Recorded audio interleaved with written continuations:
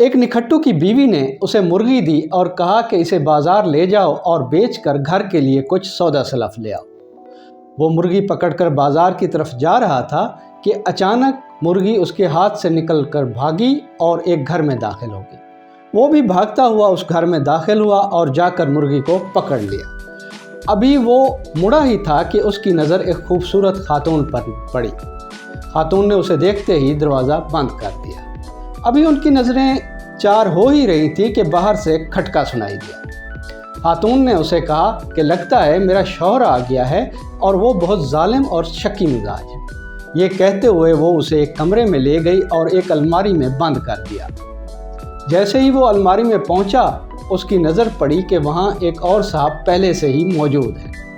दोनों हैरानगी से एक दूसरे की तरफ देखते रहे। अचानक निखट्टू के जहन में एक आइडिया आया। आइडिया कहीं भी और किसी भी के भी दिमाग में आ सकता है। उसने दूसरे आदमी से कहा कि मुर्गी खरीदोगे? वो पहले से मौजूद आदमी गुस्से में आकर बोला, ये कोई जगह है ऐसे सौदेबाजी की? निखट्टू ने कहा, खरीदते हो या करूं शोर?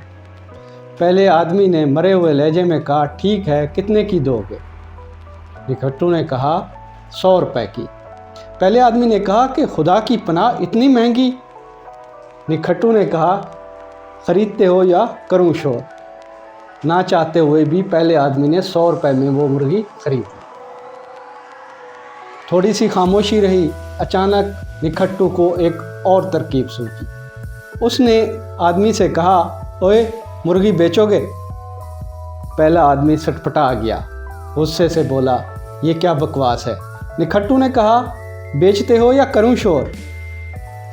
पहले आदमी ने कहा, अच्छा ठीक है, कितने की खरीदोगे? निखट्टू ने कहा, 50 रुपए की। पहले आदमी ने कहा, खुदा से डरो, अभी तो तुमने ये 100 रुपए की बेची है। निखट्टू ने इस पर कहा कि अगर खुदा से डरते होते तो इस अलमारी में छुपे ना बैठे होते। बताओ, बेचते हो या करूं शोर? आदमी ने वो मुर्गी 50 रुपए की निखट्टू के हाथ बेच दी। वक्त गुजरता गया। वो थोड़ी देर बाद उसी निखट्टू ने उसे दोबारा कहा, ओए, मुर्गी खरीदोगे? आदमी बेचारा लाचार था। बाहर वो उस औरत का खामन मौजूद था, इसलिए ना चाहते हुए भी उसने कहा, ठीक है, कितने की बेचोगे? निखट्टू ने कहा, चलो तुम्हारे लिए ये 80 रुपए की है। अभी मैंने ये 100 रुपए की बेची थी, लेकिन किसी तरह वापस आ गई, अब तुम्हें 80 रुपए की दे देता हूँ। उस आदमी ने वो मुर्गी 80 की खरीद ली दोबारा। अब ये सौदेबाजी होती रही वहाँ। कभी निखट्टू मुर्गी बेच देता, कभी ख़रीद लेता। उसको ब्लैकमेल कर रहा था पहले से मौजूद आदमी को। तो करते करते उस निखट्टू ने पहले से मौजूद आदमी से 1000 रुपया कमा लिया और जाते जाते आखिरी टाइम पर मुर्गी खरीद कर घर ले आया। जब बीवी ने निखट्टू को मुर्गी समेत देखा तो उसे बड़ा गुस्सा आया। उसने कहा, तुम्हें मुर्गी बेचने के लिए भेजा था, तुम मुर्गी वापस क्यों ले आए हो? उस आदमी ने अपनी बीवी को यह सब बता दिया। उसकी बीवी बहुत गुस्सा हुई।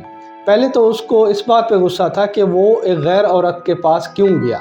दूसरा गुस्सा इस पर था कि उसने हराम की कमाई से वो मुर्गी क्यों बेची।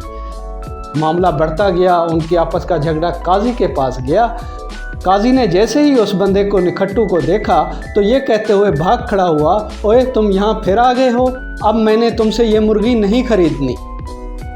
तो दोस्तों, पाकिस्तान में हमारी अदालतें जो हैं इंसाफ देने में 134वें नंबर पर हैं। कहीं हमारे काजी कहीं कोनू खुदरू में मुर्गियाँ ख़रीदने और बेचने में तो मसरूफ़ नहीं, किसी को ब्लैकमेल करने, किसी से ब्लैकमेल होने में तो मसरूफ़ नहीं है। ये सोचने वाली बात है।